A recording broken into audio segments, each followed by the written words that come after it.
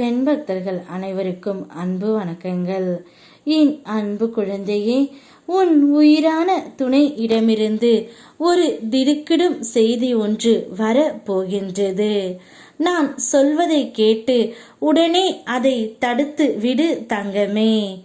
நீயும் உன்னுடைய குடும்பமும் இப்பொழுது மிகவும் கஷ்டத்தில் உள்ளதை நான் அறிவேன்.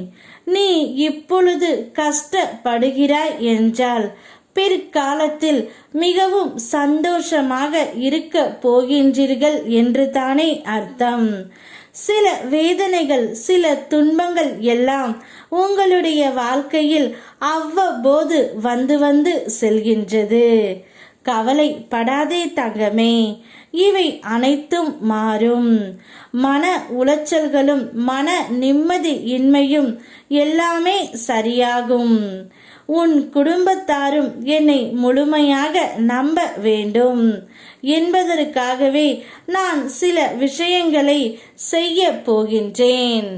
நிச்சயம் அனைவரும் பார்த்து வியக்கும்படி உன்னுடைய வீட்டில் ஒரு சுப காரியம் நடக்கப் போகின்றது.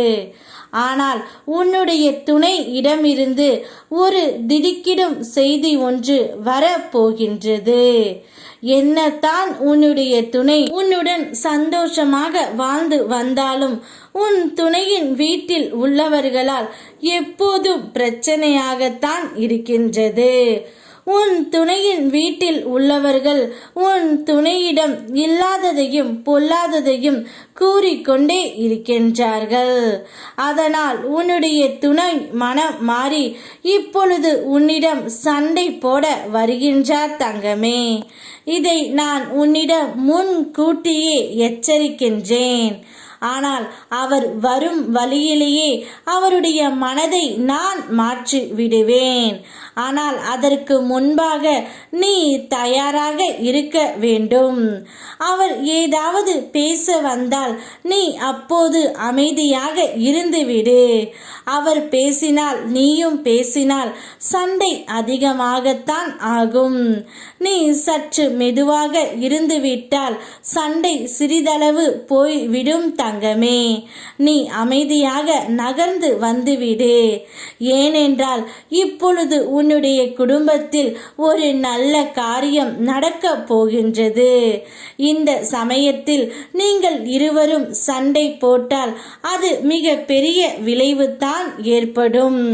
அதனால் நீ எதையும் எதிர்பார்க்காமல் உன்னுடைய வேலைகளை மட்டும் செய்து கொண்டே இரு தங்கமே.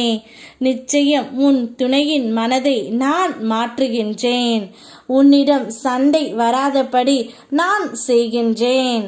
யார் யார் உன் துணையிடம் அவதூறாக உன்னை பற்றி கூறுகின்றார்களோ அவர்களுக்கெல்லாம் தக்க தண்டனையை உன் கண் முன் நான் கொடுப்பேன். அனைத்தையும் உன் அப்பன் முருகன் நான் பார்த்து கொண்டு தான் இருக்கின்றேன். அவரவர் கர்மவினை நிச்சயம் அவரவர் அனுபவிப்பார்கள்.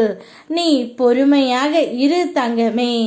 என் பிள்ளை எப்பொழுதும் என்னுடைய கட்டுப்பாட்டுக்குள் இருக்க வேண்டும்.